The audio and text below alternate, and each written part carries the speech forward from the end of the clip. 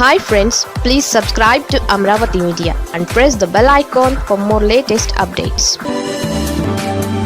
అసలు ఏపీ ఎటుపోతోంది?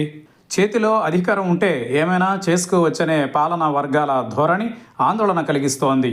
గతంలో ఎప్పుడూ ఇలాంటి సంస్కృతిని చూసి ఉండం. మరీ ముఖ్యంగా ఉమ్మడి ఆంధ్రప్రదేశ్ విభజన తరువాత అవాంఛనీయ పరిణామాలు చోటు చేసుకుంటున్నాయి. ఆంధ్రప్రదేశ్తో పోల్చితే తెలంగాణ రాజకీయాలు చాలా మేలు. తెలంగాణలో రాజకీయ పక్షాల మధ్య ఇంకా స్నేహ సంబంధాలున్నాయి. రాజకీయంగా ఎన్ని విభేదాలున్నా బీఆర్ఎస్, కాంగ్రెస్, బీజేపీ నాయకులు ఎదురెదురు పడితే ఆప్యాయంగా పలకరించుకుంటున్నారు, శుభకార్యాలకు ఆహ్వానించుకుంటున్నారు. ప్రత్యర్థుల కుటుంబాలలో విషాదం చోటు చేసుకుంటే రాజకీయాలను పక్కన పెట్టి పరామర్శించుకుంటున్నారు.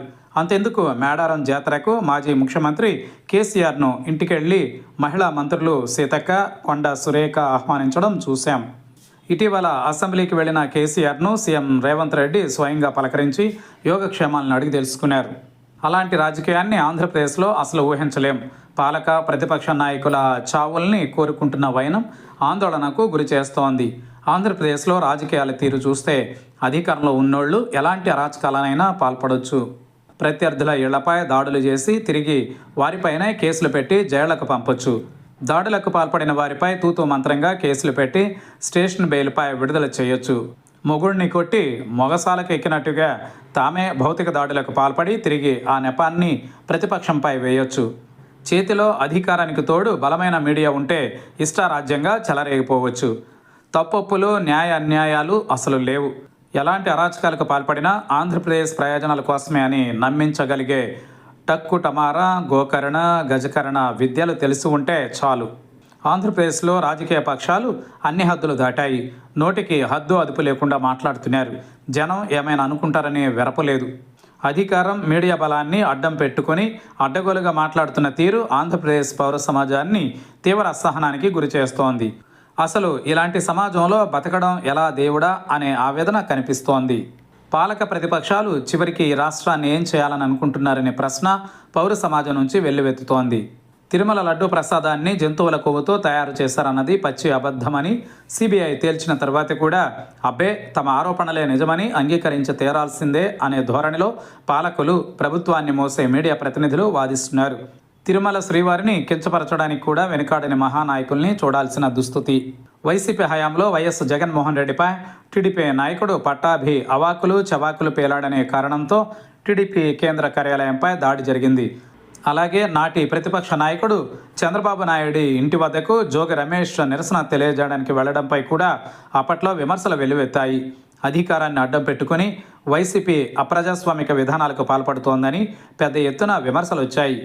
కనీసం కూటమి ప్రభుత్వమైనా అలాంటి అప్రజాస్వామిక విధానాలకు స్వస్తి పలికి మంచి రాజకీయ వాతావరణాన్ని నెలకొల్పుతుందని అంతా భావించారు. జనం అనుకున్నది ఒకటి, ప్రస్తుతం అవుతున్నది మరొకటి.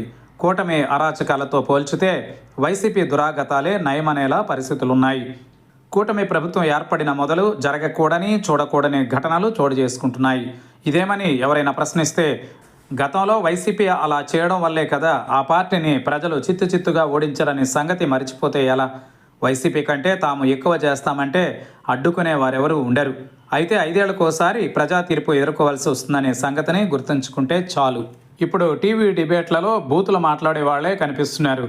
మహిళపై లైంగిక వేధింపులకు పాల్పడ్డ ఎమ్మెల్యే తీరుపై మాట్లాడేందుకు అదే పార్టీకి చెంది అలాంటి ఆరోపణలు ఎదుర్కొంటున్న నాయకుడే ముందుకు రావడం చూసి జనం అవాక్ అవుతున్నారు. అలాగే మాజీ మంత్రుల ఇళ్లపై దాడులకు సంబంధించి మంచి చెడుల్ని విశ్లేషించడానికి పట్టాభి లాంటి నాయకుడే సరైన వ్యక్తిగా మీడియాకు కనిపించడం పెద్దగా ఆశ్చర్యపోవాల్సిన పని లేదు. రాజకీయ మీడియా వ్యవస్థలో వచ్చిన మార్పులకు ఇవన్నీ సంకేతాలు. తాము ఆరాధించే, మద్దతు పలికే ప్రభుత్వం లేదా ప్రతిపక్షాన్ని సమర్థించడానికి న్యాయంతో పని లేకుండా పోయింది. అన్యాయమైనా పర్వాలేదు, ప్రజల్ని నమ్మించగలిగే నైపుణ్యం ఉంటే చాలు. ఎద్దు ఈనిందంటే ఘాటిన కట్టేసే బాపత్తు రాజకీయ నాయకులు, మీడియా ముసుగులో కొందరు పొలిటికల్ ప్రతినిధులు తయారయ్యారు. మీడియా, రాజకీయం వేర్వేరు కాదు.